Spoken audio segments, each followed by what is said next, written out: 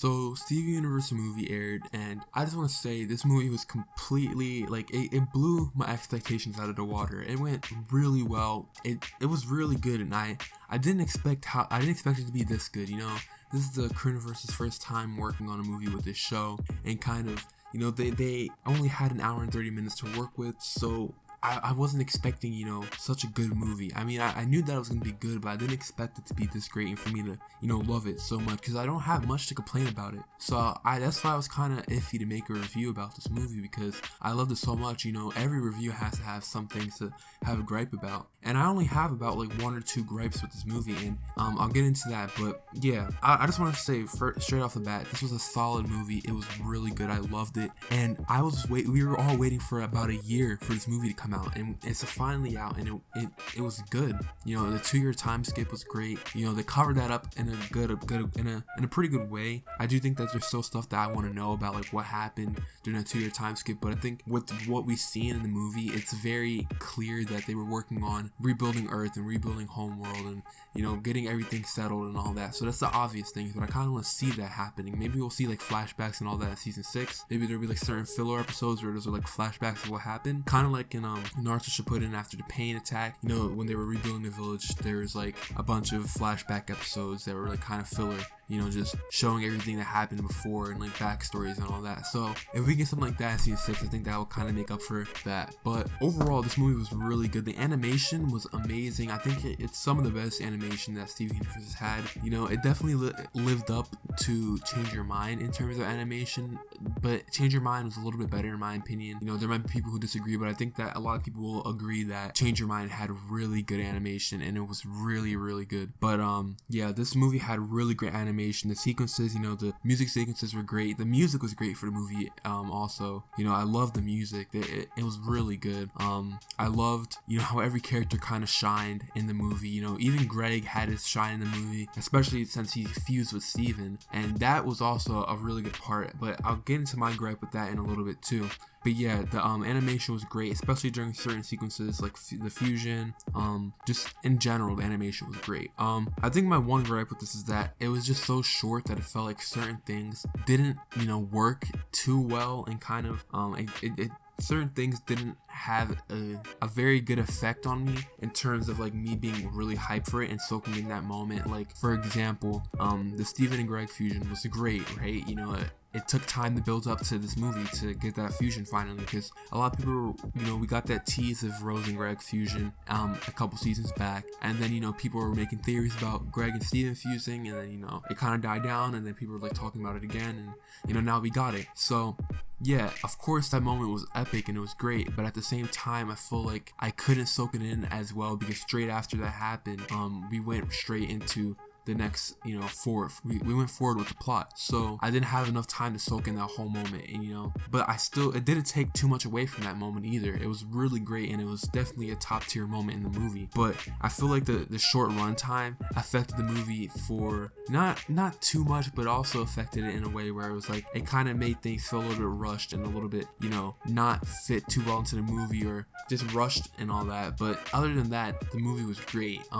I liked the villain. The villain was great. I feel like this villain was a very deep villain.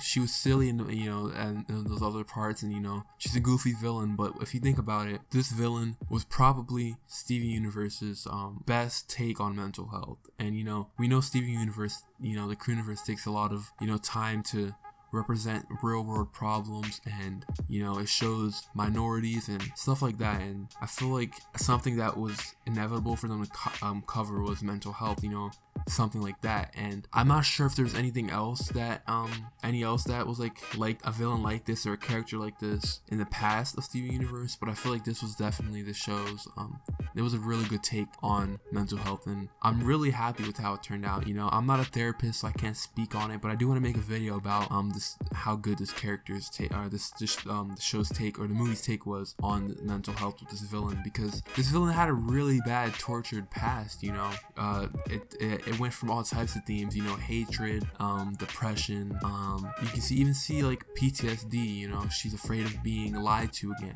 and stuff like that. She has trust issues. So I definitely think that was a really good take, and they did a really good job with this villain. And you know, I don't want to get too deep or all of that. I'm saving that for another video for tomorrow or Thursday. But yeah, I think that this villain was very good. You know, of course I have my gripes with like she was a movie villain, so they couldn't really fit too much of her character. And I'm not saying that they didn't do a good job, you know, fleshing out her character through the movie, because they did a great job doing that. I mean, we got flashbacks, we got a good backstory. You know, my only gripe was, you know, how she was related to Pink Diamond, but that's not too big of a deal because I kind of predicted that either way. But the ending was pretty good for the you know, the character development throughout the movie for the villain, and the ending for the villain was pretty good.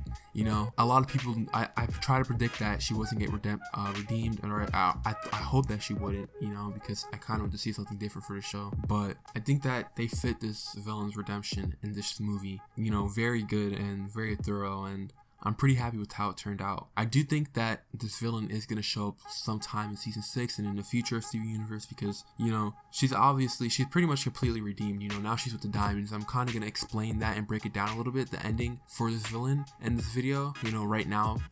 So yeah, at the end, the villain went and lived with, you know, the diamonds, white diamond, blue diamond, yellow diamond, and the only reason she did was because of how much she reminded the diamonds of Pink Diamond. And I kind of think that kind of got on my nerves a little bit, you know, that the diamonds, you know, they know that she's not Pink Diamond, but she reminds them so much of Pink Diamond that, you know, they want her. And you know, that's just part of the diamond's grieving process, so I'm not gonna, you know, knock that or anything. You know, I think it's kind of cool, you know, how the villain, you know, ended up staying with the diamonds. And a lot of people did speculate that this was like Pink Diamond, you know, maybe the diamonds tried to make a Pink Diamond before, but they failed, and that this was, you know, the result of that. And then other people said that this is Red Diamond, and other people said that this might be, you know, some just regular gem. And you know, that was kind of true, but I'm predicting that later on in the future, like, when we get see where she's at, you know, after the movie, maybe she'll be the next Pink Diamond. You know, I feel like that's what you're setting up at the moment, but I'm not completely sure, and I'm not gonna say anything yet. But yeah, and one more thing that kind of annoyed me about the movie, which isn't something that's gonna take away from the movie, like, of how good it was just like the fact of how, like, kind of rude and mean Steven was to the diamonds. You know, I kind of feel bad for them, but yeah, that's nothing too big. I just kind of wanted to mention that. I wanted to see if you guys noticed that too. But yeah, this was a solid movie. I'm gonna give it a score of like a 9 out of 10. I would give it an 8.5, but it was just so good. And you know, I feel like giving it a 9 is too generous, but I mean, I think they deserve it. You know, this movie was, despite, you know, it being a short movie and them not being able to fit everything perfectly into it, they did a really good job with the runtime they had. So yeah, that's pretty much all for this video. Tell me what you guys think about the movie. Did you guys enjoy it? Let me know in the comments. And yeah, that's pretty much all. I'll see you guys in the next one. Bye.